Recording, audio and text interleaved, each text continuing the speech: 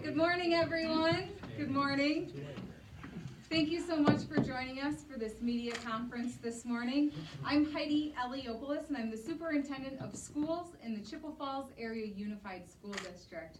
But this morning, more importantly, I'm the chair of the Take a Stand Against Meth Task Force. We're here this morning because we in Chippewa County have a problem. The problem is methamphetamine. The problem is growing. And at this point, we have reached crisis level. In 2014, there were 82 meth cases processed by the District Attorney's Office. Only 4 years later, in 2018, there were 255. In 2014, there were 12 meth-related cases in which children were removed from the home. In 2018, there were 198. Too frequently, we see the way meth is impacting our community, impacting our families, and as a result, impacting our children and youth. Families, parents, and homes that meth is holding in its grip have children who are impacted by exposure, neglect, and the trauma of being removed from their homes. We have seen too many cases where parents are using meth in the home and they're not physically or mentally able to care for their children. The children are not supervised, kept safe, fed, bathed, provided clean clothing, or having their medical needs cared for. Mental health needs are ever increasing among youth and adults, especially anxiety and situational depression. Our reality is that there is a complex web of consequences caused by the growing use of meth in our county. It touches all aspects of our community: law enforcement, government, employers, healthcare providers, business owners, schools, families, and children. While this problem is growing in other surrounding counties, state officials are currently focused on the opioid crisis that is overwhelming counties in southern Wisconsin. Left unchecked, the growing use of meth will significantly reduce the quality of life for all citizens in Chippewa County as the level of addiction grows. Meth destroys families and dismantles communities. Since the entire community is affected, there is only one way to address this problem, and that is as a community.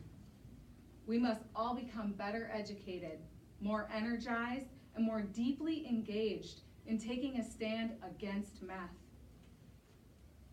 In taking this stand, we must make it difficult for suppliers to make or distribute this drug in our community.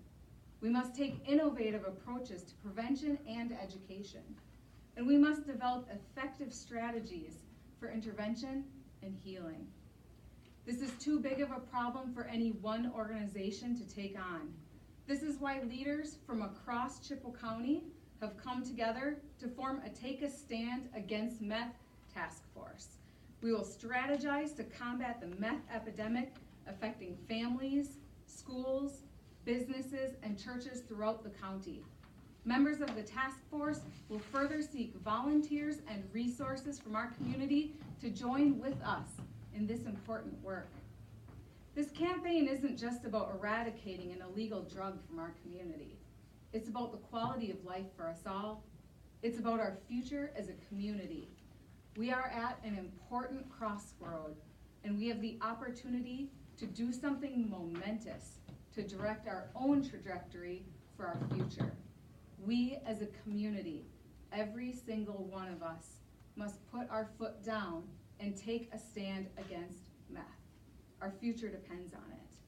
And if there is any place that can come together and take on a significant, complicated problem like methamphetamine, it is Chippewa County. I believe in what we can and will do together. While I see and hear about the impact on meth, of our children, of our community every single day, today, knowing we are taking this important stand together, I feel the greatest sense of hope I have felt. To learn more about how you as a community member can get involved in taking a stand with us, please visit our website at www.takeastandagainstmeth.org. Thank you, and our core team would be happy to take any questions you might have. How often will you guys meet? Right now we're scheduling meetings every month to 2 months, both as a core team and with our greater task force. And then once our project teams are developed off of the task force, those will begin to meet regularly as well.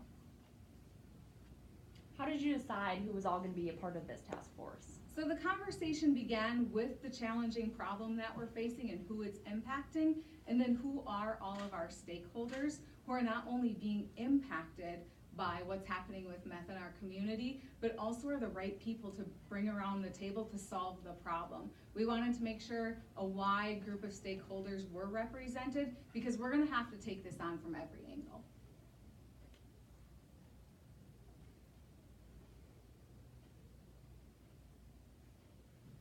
All right, if there's no other questions, again, thank you so much for being here this morning. This is important work, but we have a great deal of hope as we take it on moving forward.